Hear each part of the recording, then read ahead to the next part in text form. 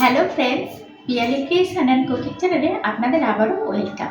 আজকে চলে এলাম ভিন রাজ্যের একটি রেসিপি নিয়ে। রেসিপিটি হলো নিরামিষ কানপুরি আলুর দম। এই রেসিপিটি অসাধারণ খেতে বন্ধুরা। আর এই রেসিপিটি কানপুরের ম্যারেজ পার্টি বা যে কোনো বড় অনুষ্ঠানে মেন ডিশের মধ্যে পড়ে। আর এই রেসিপিটি খুব সহজে ঘরোয়া উপকরণ দিয়ে বানানো যায়। আর আমি 100% গ্যারান্টি দিয়ে বলছি বন্ধুরা, এই রেসিপিটি যদি কাউকে করে খাওয়ান, সে আপনার নাম করবেই করবে। তো চলুন বন্ধুরা, দেখতে থাকুন আমি কীভাবে বানাই। তো বন্ধুরা দেখুন, কানপুরি নিরামিষ আলুর দম বানানোর জন্য আমি একটা গ্যাসে কড়াই বসিয়ে নিয়েছি। এর মধ্যে আমি দিয়ে দেবো 4 চামচ ঘি।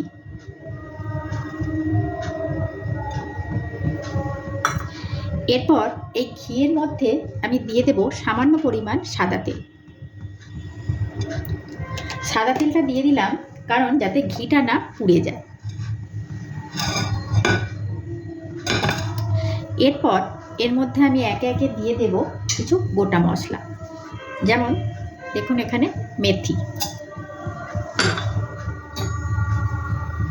মৌরি,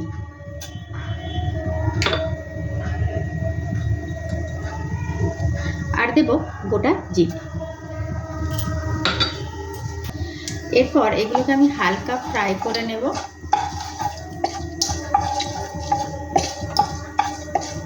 দেখুন আমার হালকা ফ্রাই হয়ে গিয়েছে। এর মধ্যে আমি দিয়ে দেব আদা কোড়া আর 2 থেকে 3টে কাঁচা লঙ্কা কোড়া। এবার আমি এইগুলোকেও হালকা করে ভেজে নেব। এরপর এর মধ্যে আমি তুলে দেব ছোট আলু।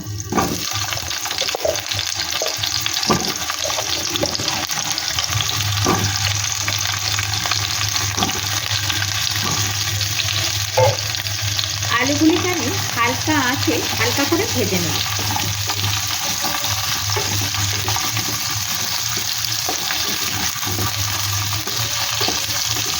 তো দেখুন বন্ধুরা, আমি এখানে একটা মিক্সিং জার নিয়ে নিয়েছি। এরপর আমি এর মধ্যে দিয়ে দেব কিছুটা পুদিনা পাতা,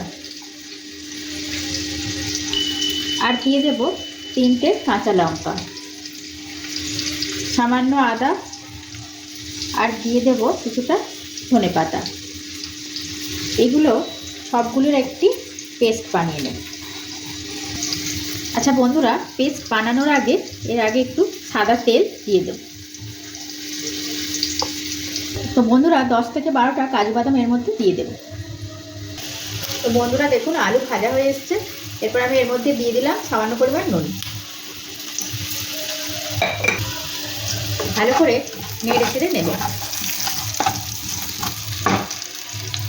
এরপর দিয়ে দেবো একটি ঢাকা। এর মধ্যে দিয়ে দেব 1 কাপ টক দই।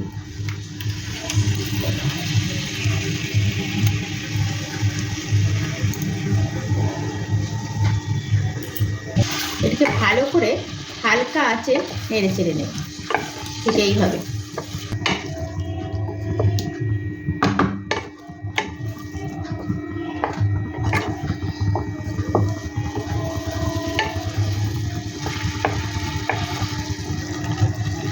তো দেখুন বন্ধুরা, এইভাবে আমি ভালো করে নেড়ে চেড়ে নিচ্ছি। আর দেখুন দইটা কিন্তু ছানা কেটে গেছে। আপনারা কিন্তু এটা দেখে আবার ভয় পেয়ে যাবেন না যে কেন ছানা কেটে গেল। এটা এরকমই হবে, আর এটা সব শেষে গিয়ে এটা অ্যাবজর্ব হয়ে যাবে। আর এর মধ্যে ভালো একটা ফ্লেভারও আসছে ইতিমধ্যে। বন্ধুরা এইভাবে নাড়াচাড়া করছি কারণ ধীরে ধীরে, কারণ এই দইয়ের একটা ফ্লেভার থাকে, তারপর ঘিয়ের একটা ফ্লেভার থাকে, এই ফ্লেভারগুলো আলুর মধ্যে অ্যাবজর্ব হবে। সেই জন্যই এইভাবে ধীরে ধীরে নাড়তে থাকছি। আর দেখুন বন্ধুরা, এই যে দইটা দেওয়ার পরে একটু সামান্য জল মতন বেরিয়েছে, এই জলেতেই কিন্তু আলুটা সিদ্ধ হাফ হয়ে এসছে। আর এইটাকে আমি ততক্ষণ নাড়তে থাকবো যতক্ষণ না এটা একটু ড্রাই হয়ে আসছে। দেখুন বন্ধুরা, মশলাটা আমার ভালোভাবে ফ্রাই হয়ে গিয়েছে। এর মধ্যে আমি দিয়ে দেবো এবার সামান্য পরিমাণ জল।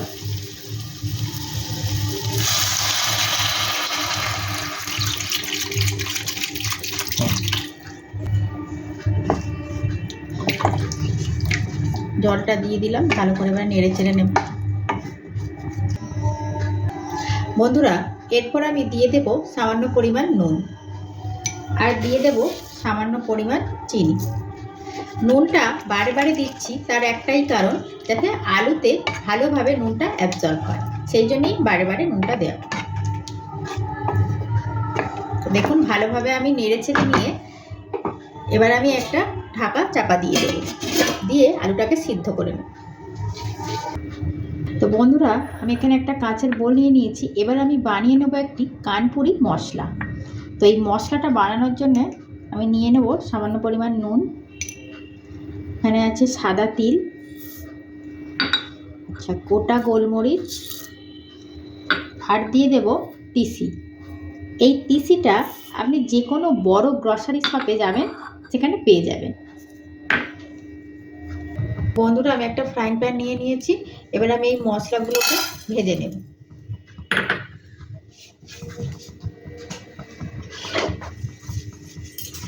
হালকা আঁচে এগুলোকে আমি ভেজে নেব। আচ্ছা এর মধ্যে আমি নুনটা দিয়েছি, মশলাতে ময়েশ্চার যেটা আছে সেটা অ্যাবজর্ব করে নেবে। এই কথাটা আমি আগের ভিডিওতেও বলেছি, আগের রেসিপিতে, আবারও বলে দিলাম। তো দেখুন বন্ধুরা মশলা আমার ফ্রাই করা হয়ে গিয়েছে। তো এবার আমি একটু ঢেলে নেব। তো দেখুন বন্ধুরা আলুটা আমার সিদ্ধ হয়ে এসেছে, আর মশলাটাও ভালোভাবে কষানো হয়ে গিয়েছে। এর মধ্যে আমি এবারে দিয়ে দেব এই যে বানিয়ে রাখা পেস্টটা। এরপর আমি এটাকে ভালো করে নেড়ে ছেড়ে নেব। এই মশলাটাকে একটু নাড়াচাড়া করলেই ড্রাই হয়ে আসবে, কারণ এর মধ্যে কাজু বাদাম পেস্ট আছে। দেখুন বন্ধুরা কালারটাও সুন্দর চলে এসছে। দেখুন বন্ধুরা এইরকম পজিশানে চলে এলে এবার আমি গ্যাসটা অফ করে দেব। এরকম ড্রাইনেস চলে এলে অফ করে দেব। দেখুন বন্ধুরা আমি এখানে একটা হামানদিস্তা নিয়ে নিয়েছি। এবার আমি এর মধ্যে ভাজা মশলাটা দিয়ে ভালো করে গুঁড়ো করে নিই এইভাবে।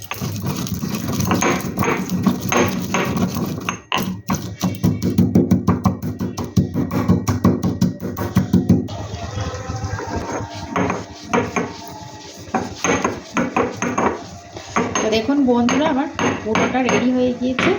তো এইরকম হবে। এবার আমি এটাকে পাত্রে ঢেলে নেব।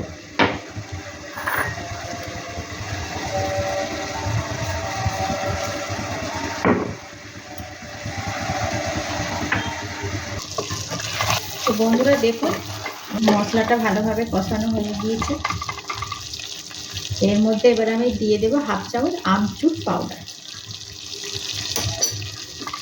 ভালো করে নেড়ে ছেড়ে নেব।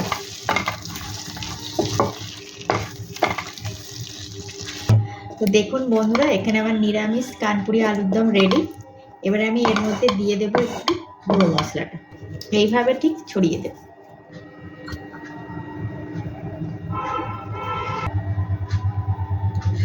তো দেখুন বন্ধুরা মশলাটা আমি এইভাবে ছড়িয়ে দিয়েছি। এবার আমি এটা 5 মিনিটের জন্য রেস্টে রেখে দেবো, আর এই ফাঁকে আমি পরোটাগুলো বানিয়ে নেব। তো দেখুন বন্ধুরা কানপুরি নিরামিষ আলুর দম রেডি, আর এই রেসিপিটি পরোটার সঙ্গে খুব ভালো যায়। তো বন্ধুরা দেখুন রেসিপি আমার পুরো রেডি, আর এখানে আমি পরোটার সাথে রেসিপিটি নিয়েছি। আর বন্ধুরা আমি আপনাদের একটু খেয়ে দেখাই কেমন হয়েছে।